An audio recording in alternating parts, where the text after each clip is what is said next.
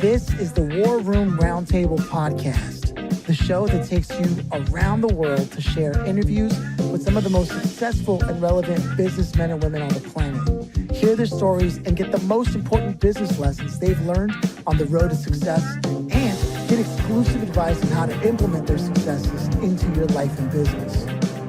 The War Room Roundtable is brought to you by your hosts, Jason Miller, CEO of Strategic Advisor Board, and Phillip Lanos, CEO of Own the Rhythm, and former podcast host for Entrepreneur and Inc. magazine.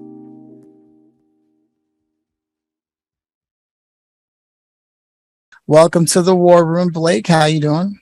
I'm doing great. It's so great to be here. I enjoy the show. It's great to be talking with you guys. Yeah, man.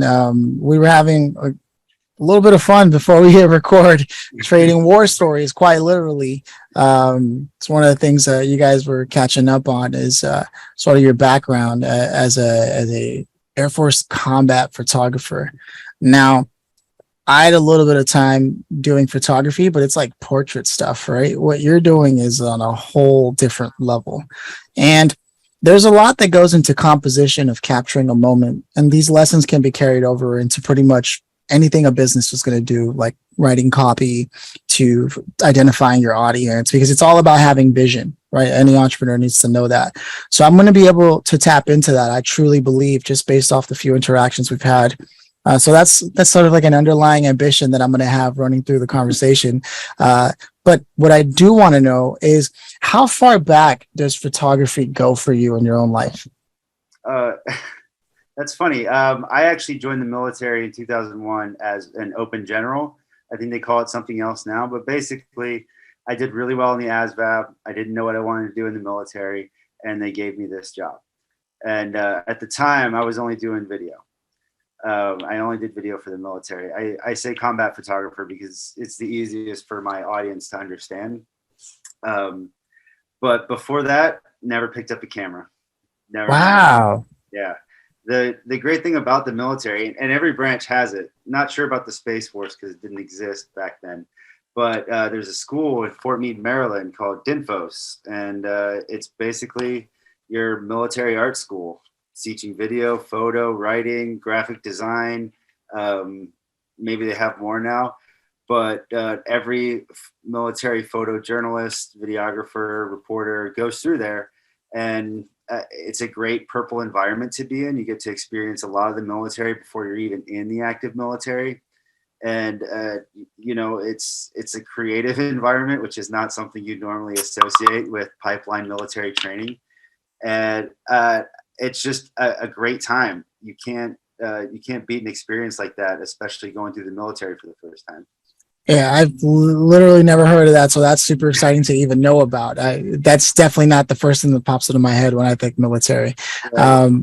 But there's also something to going into like active duty, which, from what I understand, like you eventually ended up hitting by traveling the world, taking photography of some of the more pivotal moments. Is that sort of the essence of the work that you're doing while out there, or is it more reconnaissance than anything? Well, in combat camera, you can be called on to document anything.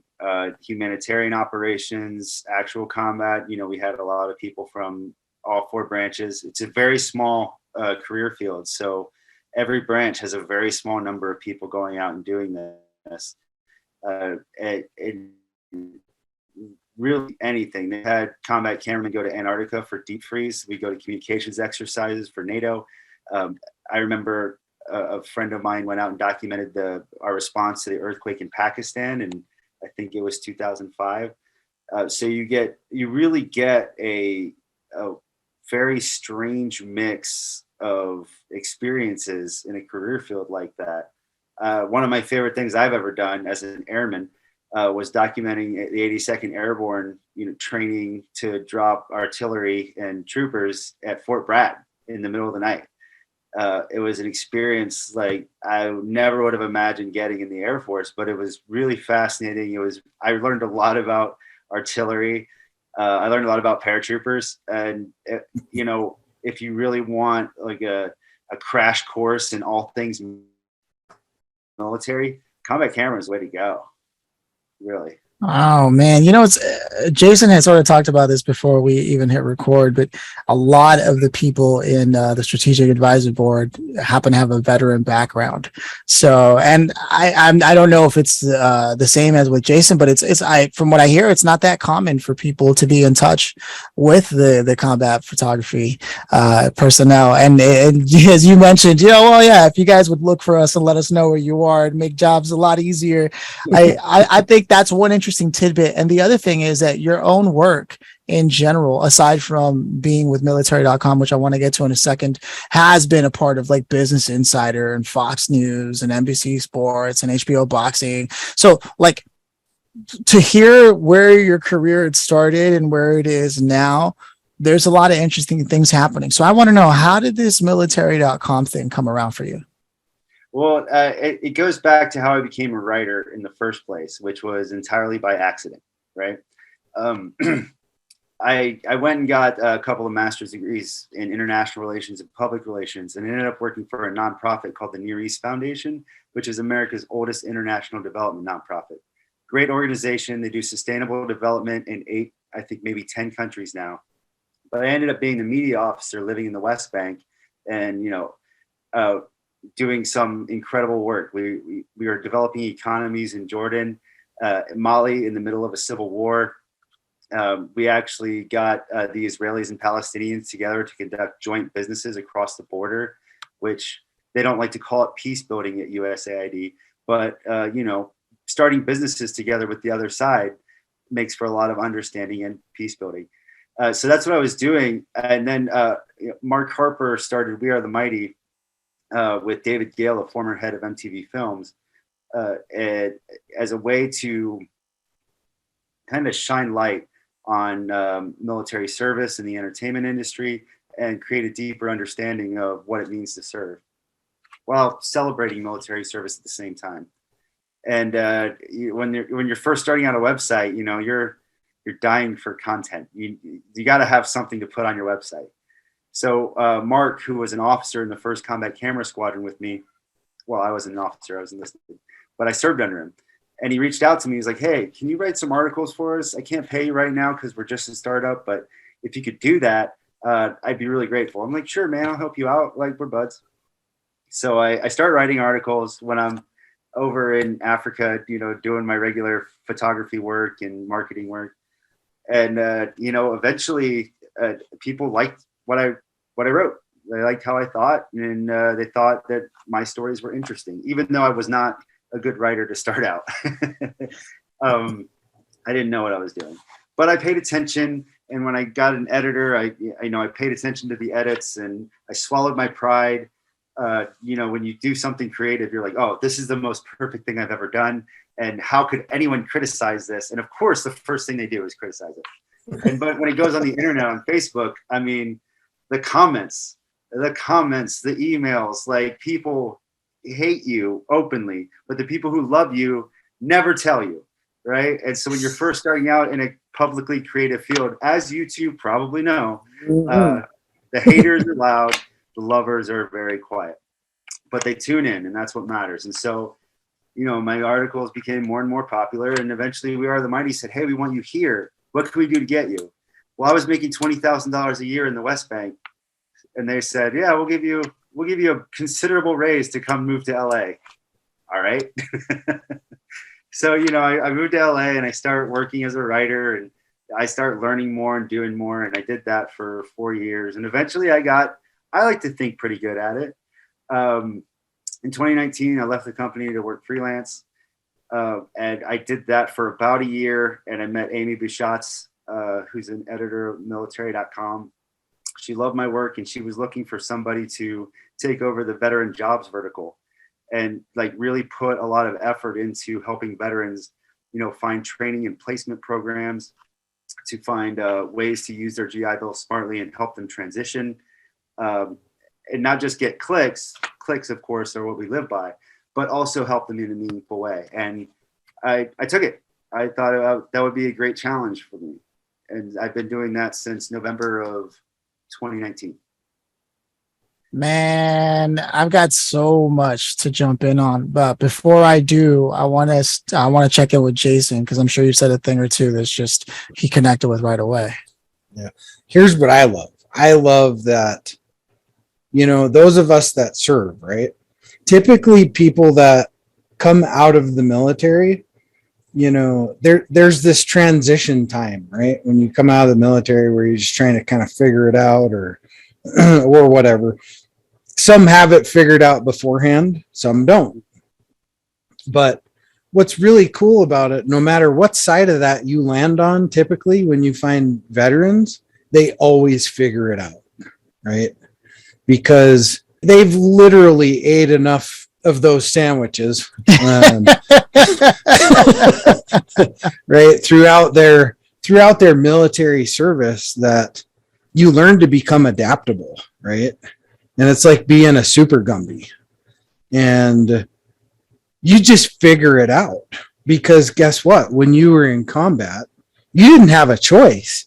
You had to figure it out one way or another. You came home in a pine box, right? So, I think it's really important work to be able to help a lot of those military veterans now, or even prior to that, with, the Army has the SFL TAP program, all these transitioning programs when these kids are transitioning out, but they're very limited, right? They're extremely limited. And then there's nobody on that other side the day that DD-214 print and they send that kid out in the world, right? And that's where we've did a lot of work, a ton of work, in bridging that gap with, Fort Carson's close here to me. That, and half of my team is retired military, and we do a lot of work in that space. So what you're doing is important for sure. Yeah, I would love for every separating troop to not have the same experience that I had. And you're right. In a lot of ways, you do have to figure it out, because your transition assistance class is basically an information dump that is just, overwhelms you. And by the time you sort through it, all you have left is a series of numbers and websites to visit, right? Yeah. The checklist just does not apply to civilian life. So when I left the military in 2007, I didn't really know what I was doing. I decided to go back to college, but I decided to go back to grad school, my first master's degree at Syracuse. By the time I decided, it was already August. I didn't even realize that people had applied in February. The February was the deadline. And so I ended up calling up to Syracuse and just asking them if I could apply. And lucky me, the guy said yes, Professor Schoonmaker, Michael Schoonmaker at the Newhouse School. He said, but what you have to do is you have to go through everything. You need to take the GRE. You need to apply. You need to pay the fee. You need to get your transcripts. You got to go through the whole rigmarole, because we start in 3 weeks. So I took the GRE. I crammed for the GRE, took it 2 days later, barely passed the necessary parts, and did all the other things. And then I had to get out of the military. I left the military, I think, 4 months early to go to the school. And I'm winging this. I'm winging it. It's all, I got lucky, and I'll give myself credit that I took advantage of the opportunity I had to make that crunch, but I did get very lucky. So I would love to impart on every transitioning service member, like, don't depend on luck, because you don't have to. And if I can lay out the steps for you, like one by one, 6 months before you leave, a year before you leave, I will. And I want anybody who's listening to this to know you can go to military.com, no matter where you're at in transition. Start looking through my articles. I have transition timelines. I have resources for everything. I have paid services you can use if you want to do that. But I also have free job placement and training programs. Some use your GI Bill, some don't. I have skill bridge programs. Like, if you just want to get a job that is sustainable and keeps you fully employed, that you like after the military, you can find it in the veteran job section of military.com, because I've been making sure of that for the past 2 years. Let me just say this first is, so we have a very, very diverse, veteran-based listeners of this show, right? So I want to keynote what you just said right there. And that is, you have the resources, right? So the keynote, go to military.com, look up your column, follow that, and there's resources there for you if you are that soldier that's coming out of the military and looking for resources. So if you're listening, that's it right there. There's a key piece of information that you need to listen to right there. Or even if my email address at military.com is at the end of every article I write. If you're interested in something, I will try to find it for you. I had a reader ask me how she could become an airline pilot. I got her a GI Bill funded airline training program that got her licensed and certified. She's currently flying training missions. Awesome. Wow. Okay. If you like skilled trades, I got tons of skilled trade jobs for you. They want veterans for skilled trades yesterday. Coding, office work, anything like union jobs, non-union. I mean, everyone's looking for you. You just got to go find it. Man, do you remember at the beginning of the conversation how I said one of my missions, one of my covert ops was to find a way to tie this in to things that business owners and entrepreneurs could also benefit from? And I think there couldn't have been a better case study than the work that you've done with military.com and your column, specifically because you have to understand your audience. You have to understand what the nightmare looks like for them and how you can develop the dream. Therefore, you now have the value proposition. And from the value proposition, now you can develop the rest of the business model necessary to make it both sustainable for yourself and for your customers to actually walk away better. And what reasons to believe you yourself as well in the value prop, because when you're pitching, people have to have a reason to believe. You yourself come from that path and you saw that. So all of this value proposition, design, and the business model tie-in and how marketing is done properly and how you get a bottom line with a purpose-driven mission behind it, all of that can be taken from your very story. And it's important that business owners understand that, because often they're sitting there trying to develop something and then trying to find who we're going to market it to, which is like completely the opposite of how you're supposed to do something.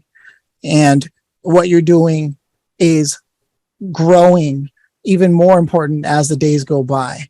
And that just goes to show that the vertical you chose, it's something you're passionate about. It's something that you can grow with as it changes and grows. So there's so many important things to garner from just understanding your story and understanding how it is that you began to contribute value to the marketplace as a whole for a specific segment, a demographic, if we want to use the vernacular that people who might be listening are more comfortable with. But at the end of the day, these are human beings on the other side who have problems, and you solve them. Yeah. You know? To your audience's point, to the point of your audience, I should say, entrepreneurship is vitally important. And I don't just do education and employment. I think entrepreneurship is a great avenue for separating veterans. And I try to include entrepreneurship in that vertical. So I look for business building opportunities. I look for organizations that support veteran-owned businesses. I think if starting a business is something you want, I do my best to make sure that there are resources available on the website for grants, mentorship, accelerator programs. Bunker Labs is big. IBMF does a lot with the Small Business Administration for veterans. And, for minority veterans and women right now, Comcast Rise is looking to help people of color who own businesses and women who own businesses. And they've given out something around $91 million since the end of the pandemic, November 2020, in grants and in-kind media services. So if you're a person of color or you're a woman who is starting a business, needs to grow, that's a great opportunity. And that's the kind of thing that I look for to help the veteran entrepreneurs. Man, and I see it, I feel it, and I hear it. And on the strength of that, I'm very grateful that there are always people who are doing work that supports. We've talked about this a lot today, right? No business is an island. No industry is an island. And everything that we do in a marketplace and an economy is interconnected, much like the work you do, how all the writing and the photography and all that you do, and the resourcing for others, that sort of curating so that you save them time, effort, pain, all that is kind of in line with how even the strategic advisory board as a group is actually propped up, and why this show is even as successful as it is and growing fast, even though it's been around for a short amount of time, is because the people who are actually listening are actually veterans, right, to a large degree, and also actual people in the game with skin in the game, entrepreneurs, business owners. And I hope you don't mind, one of the things that we do here is we like to give a shout out to those who are supporting us that make episodes like this possible. And for this episode in particular, we have Ryan Jackson of BLU University. And whether you're looking to learn about business or entrepreneurship, or hate the idea of spending years earning a degree with getting a bunch of debt just to end up working for somebody else, kind of like the things we were talking about. If you instead spent years developing a skill, but still ended up somehow working in a job and you don't want to be there, clocking in, clocking out, how do you position yourself for greater success?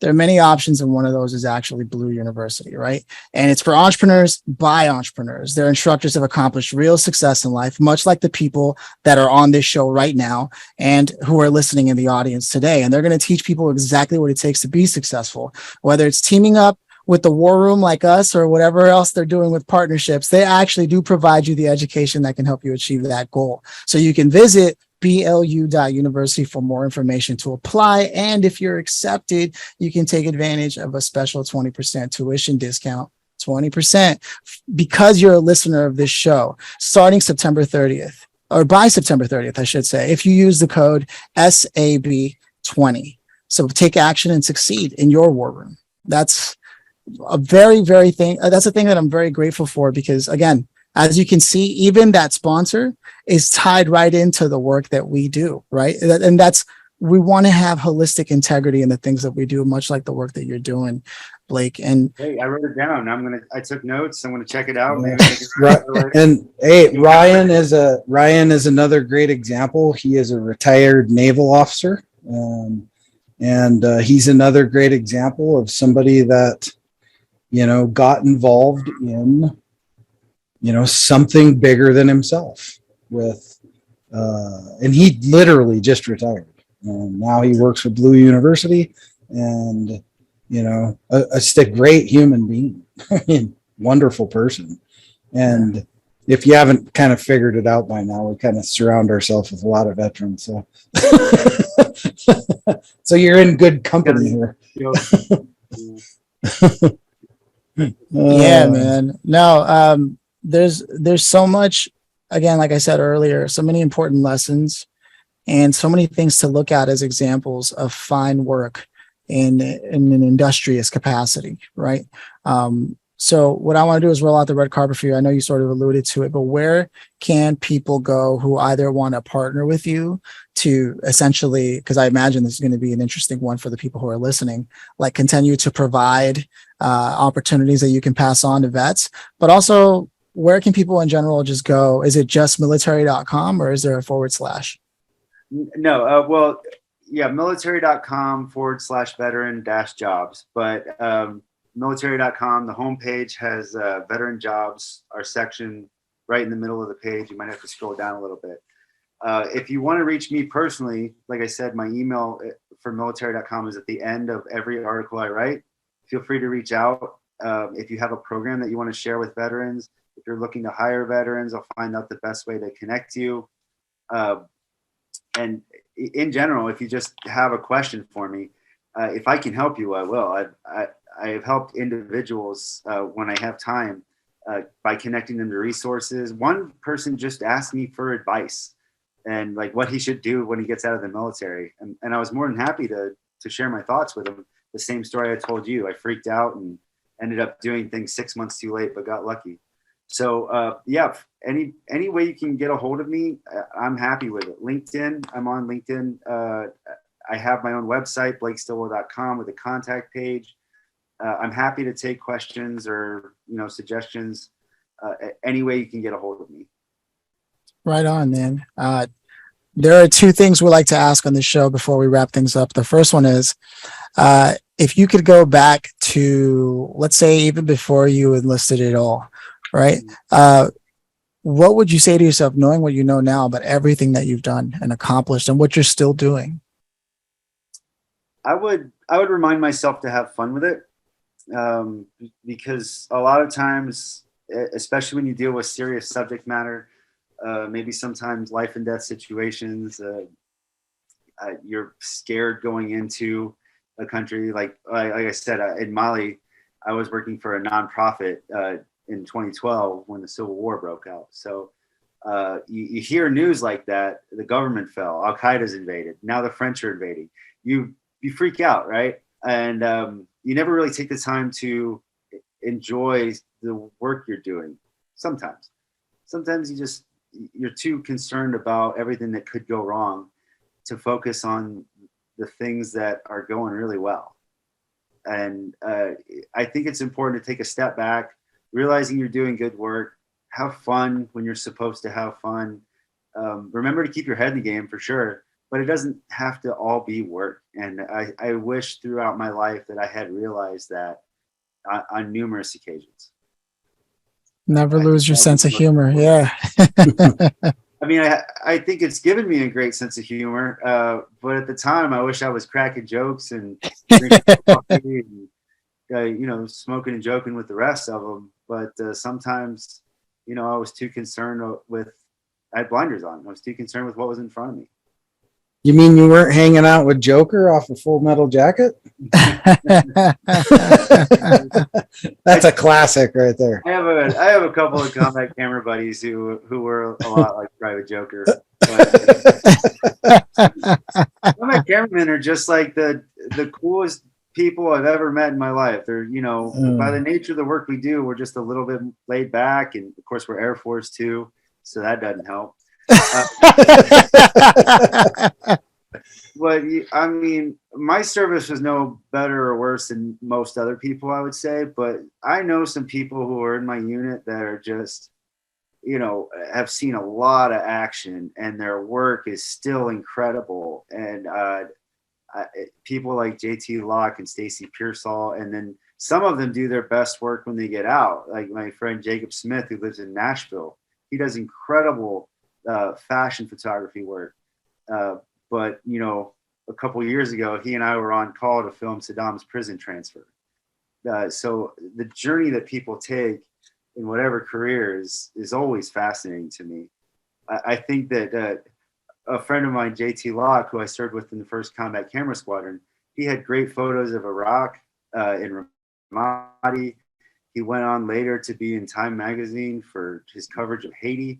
And now he's on the Real Housewives of Dallas because his wife is a Real Housewife. So what a transition. Jesus. Photographer, great dude. It's just crazy to see where people go. And yeah, I love that. That's just the limitless potential of doing work that you're actually curious about, or that you found a love for in doing the work itself, right? I mean, you can't go that distance if you don't enjoy what you're doing. Like you said, try to enjoy it a little bit more, even if you don't know where things are going, right? Yeah, in combat camera, the love for the work literally shows, Man. It's great. Well, hey, man, listen, before I go to the grand finale, which I think was going to wrap things up really nice, I want to check in with Jason one last time. Yeah. You got so much goodness going on, and you can affect so many people. And thank you for taking your service, right, and now applying that to help others. It's very honorable, my friend. I mean, it's my privilege, and like I said, it's more about keeping people from having to go through what I went through than anything else. It's a scary time.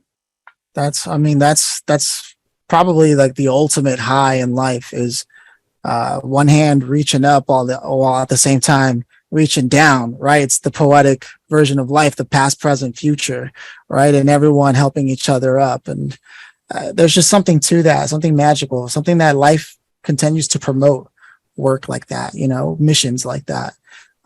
With that said, the grand finale question is essentially, for $1 million, 1,000,000 points, I should say. I shouldn't say dollars. Legally, I might be held liable for that. For 1,000,000 points, for all the marbles. If you could have invited anybody to this conversation today, specifically the way it laid out, who would you have loved to have had here to listen to this, maybe even contribute, and why them? I think I would have, I don't know about contribute, but I would have loved to have my brother listen in. While I was deployed to Iraq in 2006, toward the end of it, my brother died. And, I was deployed. I didn't get to see him before he went. And I've done so much with my life since then. I wish he could have seen it. And if I had the ability to get one person in to this conversation where I gave a very brief detail about what happened, I would have loved to see his response, because he was a good dude. He was exactly like me. I grew into my brother. And, I would have loved to see the snapshot in time from somebody who knew me then to somebody who is just learning about me now, X number of years later. I would have loved to see a look on his face. Because again, you don't take the time to enjoy it. You don't take the time to enjoy the journey sometimes. And in that one moment, I knew I would have gotten the whole range of emotions. So I think that would be, man, big shout out. First of all, I feel like people who leave impressions like that on our hearts, that's something that's done through like pure soul, man. Like, all of us can think of a family member where we love them, but God help us, and then there are people who stay in our hearts forever, no matter what, whether they're family or blood or not. And that is something that's done by permission. And it sounds like he's really a cool dude. And if talking to you, like you said, is any indication of who he was, I can see how that would have happened. And I would have loved to have had him here too, man. Just so many good things came from this conversation. And for me, mission accomplished, right? As we talked about earlier, we just a lot of exciting things, man. And I'm very grateful that I got the chance to meet with you and chat with you briefly, because you can't know everything about a person from one conversation, but I think I understand your character, man. And I'm here for it. And if there's ever anything I can do, don't hesitate. If you see something in my network, whatever that might be, consider it done. As tradition, I'm going to let Jason close us out. Yeah. Well, I will say this, brother, and I don't say brother to everybody, but you are truly a brother in service and at arms. Use this platform that you have. You have such a wonderful platform with military.com to change people's lives, right? However, I can support you. Gosh, reach out. Love to support you. Whatever you need. You always got somebody on the end over here. So keep doing great work. And however we can help you contribute to your mission, we're right there by you, brother. So thank you for being here, and thank you for taking the time. Thanks for having me, and thanks for all that you do to the same end. I think a lot of people will get a lot of what you guys are out here doing every day, and have fun doing it. Oh yeah. Take the time. Yeah. For sure. Right on, man. Cheers. All right. Cheers.